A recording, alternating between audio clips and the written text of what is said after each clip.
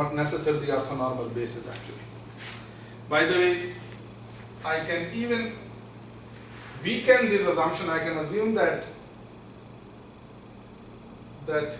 U, so you don't have a basis for what do you call okay, so U is equal to the span of the vectors U1, U2 and up to UR actually. Okay, U1, U2 up to UR. So it's not necessarily that even U1, U2, UR must be independent actually. Okay? If they are independent, so in other words, if they are independent, then this normal system must have a unique solution. Even if they are not independent, but they span the U actually. Okay? Out of these vectors, you can find what you call the expression for orthogonal projection actually. Okay? So let me talk about it quickly. This is statement again. You have a finite dimensional subspace of V where U is the span of these vectors U1, U2, UR. Okay? Then I know that projection of V is an element in U. So since projection of V is an element in U and U is the span of these vectors, so PUV can be written as the linear combination of these vectors. The question is from where to find these CI. So in order to find this CI, solve this system, this simple system, these normal equations actually. Okay? Normal equation. This system is always consistent. This system is always consistent and this system is going to have a unique solution. So the solution would be unique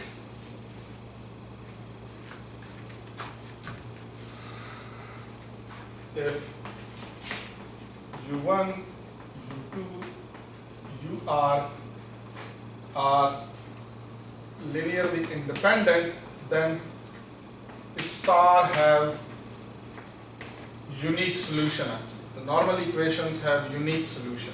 So if not, so if they are, even if they are not linearly independent, this system is always going to have a solution. Okay? And solving this solution gives you C's, and using these C's you can express the orthogonal projection of V onto the vector of V onto a space U, which is the span of any vectors, which are not necessarily orthonormal actually. Okay? So this makes even more, this makes even your life more easier. Okay? That you don't have to always look for orthonormal basis of U and try to find the orthogonal projection. You can solve the normal equation and find the orthogonal projection actually. So what is the proof of it? What is the proof of it quickly? Okay.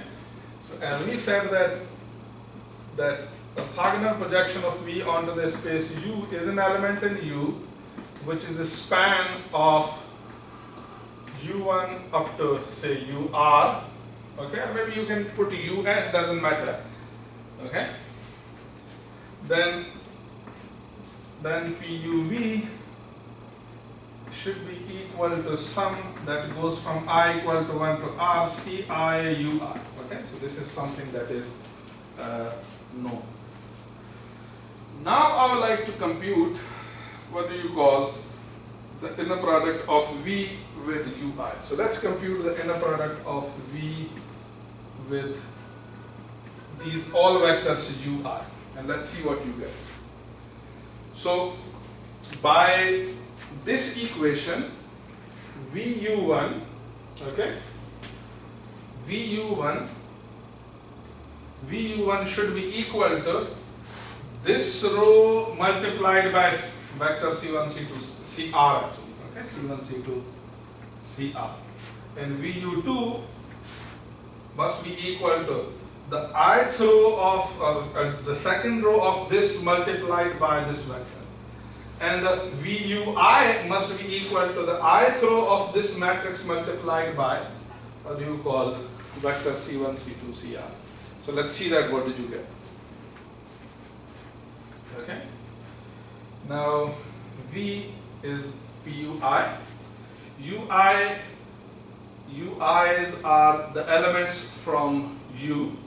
So I can write this V as the orthogonal projection of U onto UI. There is no problem in it. Why? Because the orthogonal projection of say space U onto the space U behaves like the identity operator actually. So this must be equal. And now if I wish, I can take this PUV onto other side actually. So I can take this on other side. Why? Because PUV is self-adjoint actually. So this is self-adjoint. Since PU is self-adjoint, so I can write this as PUV and UI. Okay? Now in this I can substitute this value. Okay, so I can substitute this value. So let's substitute this sum. So you're gonna get the sum that goes from I equal to 1 to R. Okay, Ci. Let's call this index J. Okay, because we have already used J. Cj and Uj and Ui. Okay, this is what that you're gonna get. So this is Uj. This is what that you're gonna get. And then I can expand this sum.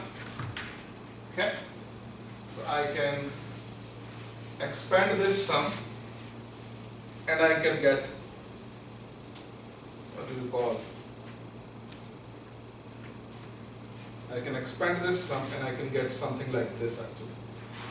So V Ui equal to, take this sum out, J equal to R, J equal to I to R, Cj's, pull out the constant, and what is going to remain is Uj Ui. And this is precisely what is, the system of equation actually. Think about it. So if you take, for example, the ith, row of this column, the ith row of this matrix and multiply it with the C1, C2, Cr, okay, you're going to get what you call VUI.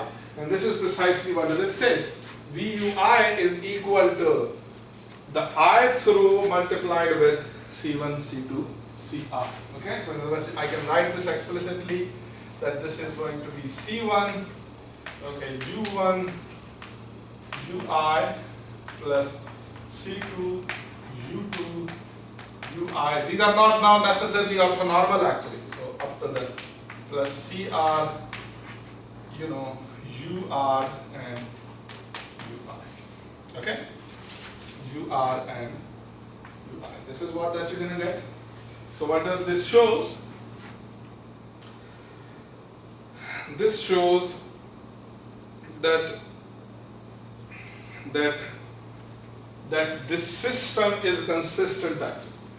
Okay? This system is consistent. This system is consistent.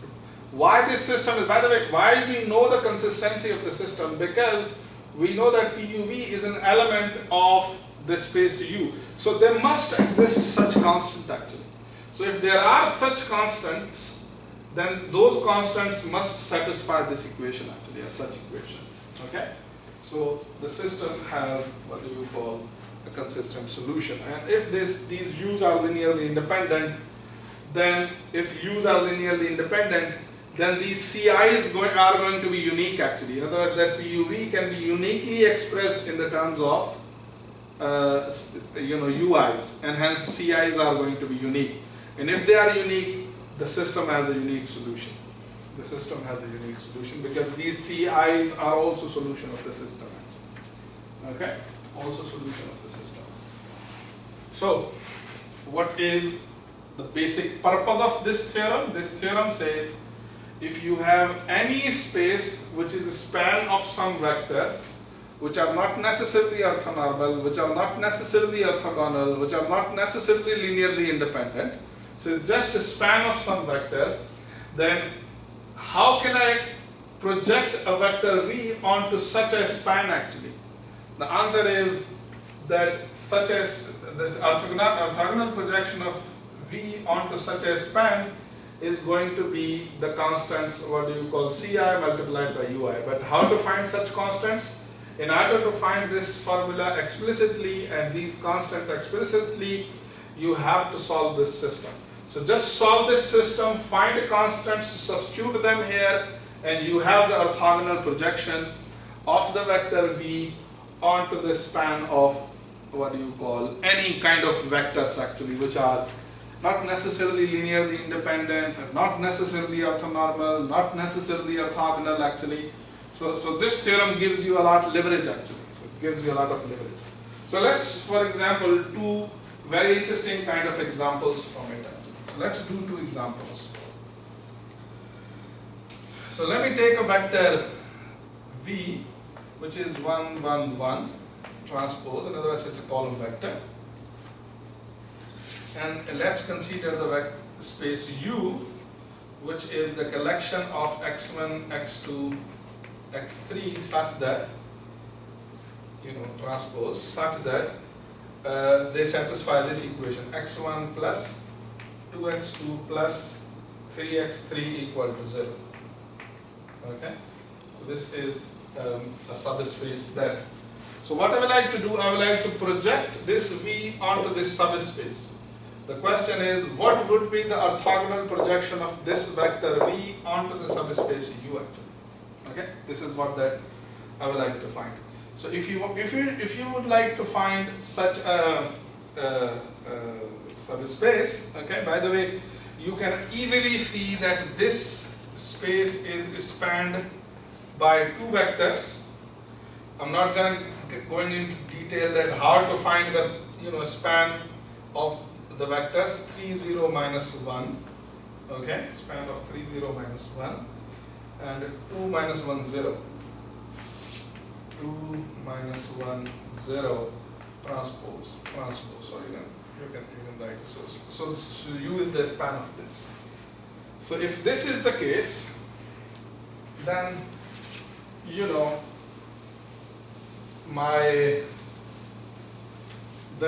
so let's give this, for example, vector name U1. Let's give this vector U2 actually. Okay. Then my orthogonal projection. Okay. My orthogonal projection. So PU, orthogonal projection of the vector V onto the U is going to be a sum.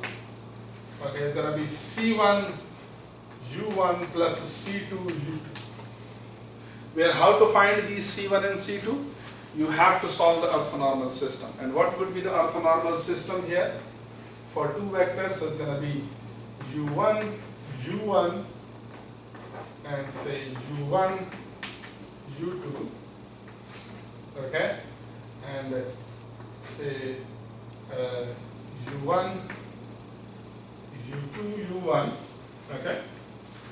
U1, okay, so this is U1, U1, and this is U2, U1, and this is U1, U2, and this is U2, U2, okay, times C1, C2 equal to the vector V, its inner product with the U1, and vector V with its inner product with the U2. Okay, this is what the system that we have to solve. Now we can calculate these easily inner products. So just calculate the dot product of U1 with U1 and the dot product of U1 with U2 and U2 with U1 and so on and so forth. Calculate these. So when you're going to make the calculation, it turns out that this matrix is going to be 10, 6, 6, and 5. Okay, 10, 6, 6, and 5. This is what it is going to be. C1, C2. If you calculate the inner product of the vector V with say U1 and then with U2, okay, the numbers that you're going to get is 2 and 1. So this is a very simple system now. You can solve it and you can get a solution, say C1 equal to 2 over 7 and C2 equal to what do you call minus 1 over 7. Okay, so the orthogonal projection of the U of V onto the space U is 2 over 7 vector u1 minus 1 over 7 vector u2. You don't have to indulge into finding the orthonormal bases and do the Schmidt process and all that. Just solve the normal equations. Just solve the normal equations and you are done actually. Okay? Now I would like to do a very interesting example. Okay? A very interesting example which is almost like giving an O actually. Okay? So it's like giving an O. Now for example, I say you to consider a function, say f of x equal to sine x, and say the x, so it's defined on an interval say minus pi to pi. Okay? Say minus pi to pi. And I say you that try to find its say 5th degree approximation actually. Okay? 5th degree approximation. So I can, you know what I can do is that I can take the Taylor approximation that okay, then this sine x can be found to have a Taylor approximation that goes like x minus x cube upon 3 factorial plus x power 5 upon 5 factorial, okay, 5 factorial and so on and so forth. So this is a 5th degree, what do you call, approximation of it. So nothing is special. This is simply the Taylor series. Now if you plot, for example, sine on the interval minus pi to pi and plot this polynomial onto the minus pi to pi. So you're going to get something like this. Okay? You're going to get a pretty good approximation. The sine function is going to be something like this. Okay? This is sine function. Okay? From say negative pi to pi. Then you will see that this polynomial, okay, this polynomial will give you an approximation which is going to closely meet with it at almost all points, but there is a chunk where it diverges from the, you know, what do you call, the approximation. So it diverges from the approximation. So there is an interval where, you know, they don't meet. So they don't agree on entire minus pi to pi. Okay, so the both functions do not exactly agree on, what do you call, minus pi to pi. So a natural question would be, can I find a 5th degree polynomial which gives a perfect, you know, a perfect kind of approximation to the sine x actually. Okay, the perfect kind of approximation to the sine x. The answer is yes actually. How you can find it? Orthogonal projections. Orthogonal projections. So how to use it? Orthogonal projection and finding the best approximation. So let's apply this method that we have in order to find the best approximation of sine x, best 5th degree approximation of the sine x in the interval minus pi to pi, while this is not the best approximation. So how to find it? How to find it? So this is like taking the space V, which is the space of the continuous function minus pi to pi, okay, and my space U is really the span of, since I want to find a 5th degree approximation, so I will consider the span of, you know, 1x, x squared, x cube, x power 4 and x power 5. Okay, x power 5. So I want to, you know, express sine x in the terms of these polynomials, or in other words, I want to find the best approximation of sine x in this space. This polynomial is basically one vector in this space. So it's one vector in this space. But it's not best approximation because you can plot it and see that, at some points they are diverging out actually. So how to find such a best approximation? I know, from the best approximation theorem that if you want to, find, this is sin x, express sin x in the terms of these polynomials, then what you can do, you can try to find the orthogonal projection, okay, of sin x in this space U. So whatever is going to be the orthogonal projection of the sin x in this space U, okay, so let's call this, say, the polynomial p of x, okay. Let's call this this as the projection. Then this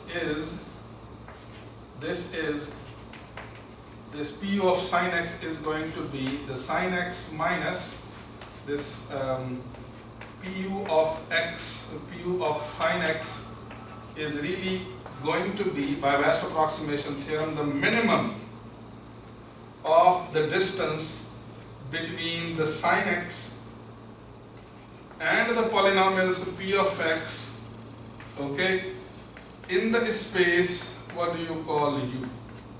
Okay, what do you call U?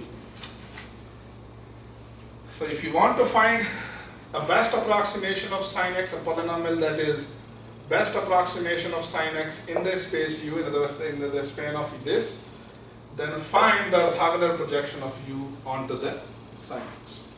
Now the question is how to find the orthogonal projection of U into the sin x. So I know that if you want to orthogonally project U into the sin x, then this is going to be a sum. So it's going to be a sum C1 that is written in the terms of these polynomials. So C1 or maybe C0 plus C1x plus C2x square plus C3x cube plus C4x power 4 plus C5x power 5. Okay? And how can I find these constants C? So this is the projection of C onto this. How can I find these constants? In order to find these constants, you have to solve the normal equations. And what are the normal equations? So these normal equations are like, okay, you have this AC equal to, what do you call, a vector B, where the A's are really the entries in which you have, what do you call, Uj, okay, Uj, Ui as the abstract entry, okay, and C is the vector Ci, where I goes from 1 to n, and this B is really the vector in which you have the entry is the inner product of V with Ui's actually, okay. But what are Ui's?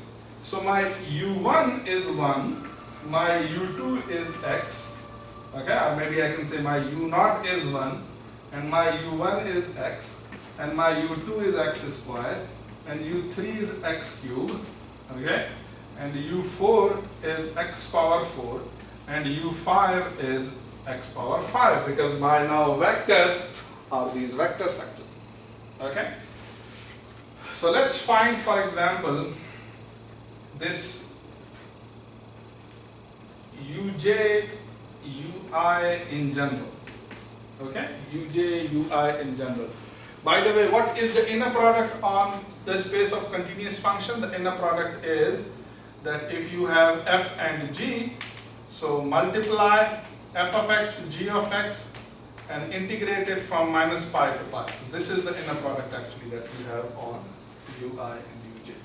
So in other words, what you need to do, integrate from minus pi to pi Uj, say it's the power xj, times Ui, so it's the power x power I, so it's going to be the plus x power I times dx. Okay? times dx. So this is what it is going to be. Okay. So this is going to be equal to, you can make this computation, so it's going to be x power I plus j plus 1 divided by I plus j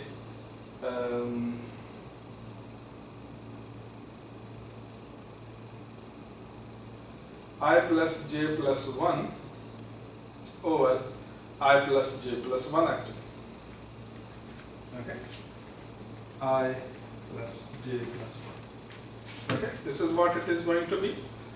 And this I plus j plus 1 is going to be, and in this I need to substitute what do you call the limit minus pi to pi. So I need to substitute this limit minus pi to pi actually. Now I'm going to say,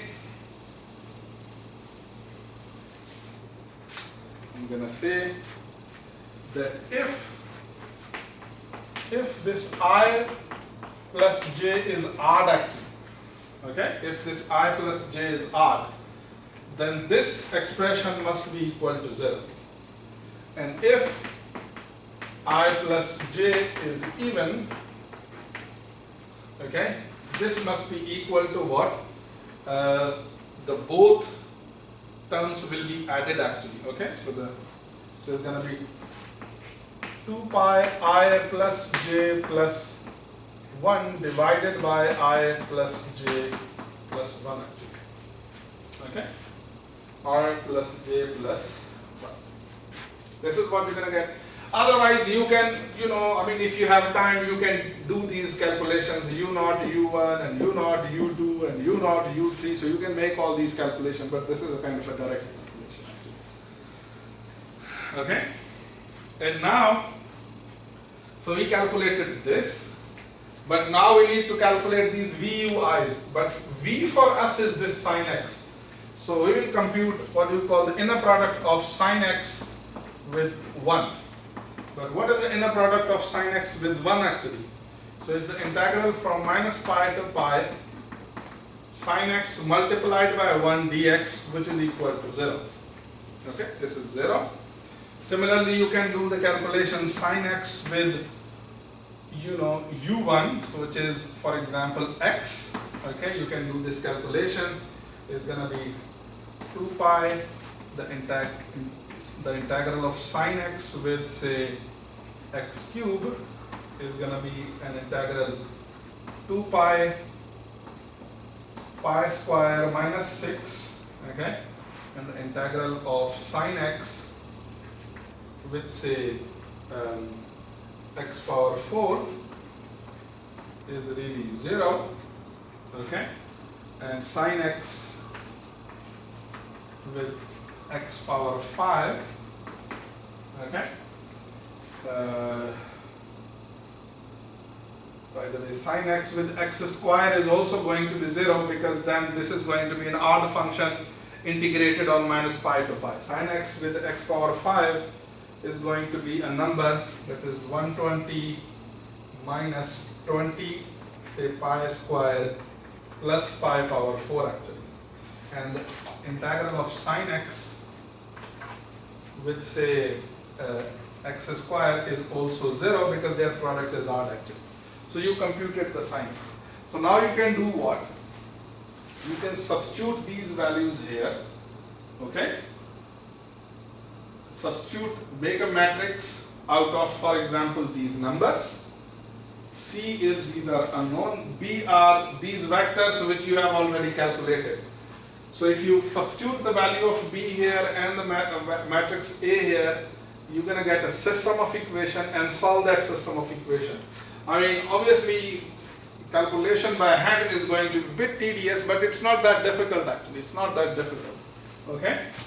I mean, if you can implement it and make an algorithm, you can very easily do these computations through MATLAB or, some other way actually. Okay? So what you can do now, so when you substitute these values, okay, and these values into the system and solve this system of equation, you're gonna get this actually. Obviously, okay, so you're gonna get this. So here is an approximation actually. So you're gonna get this. Your C1, I'm directly writing it. Your C0 is going to be what? 0. Your C1 is going to be a number. It's a bit bigger number. 105 minus 1485 minus 153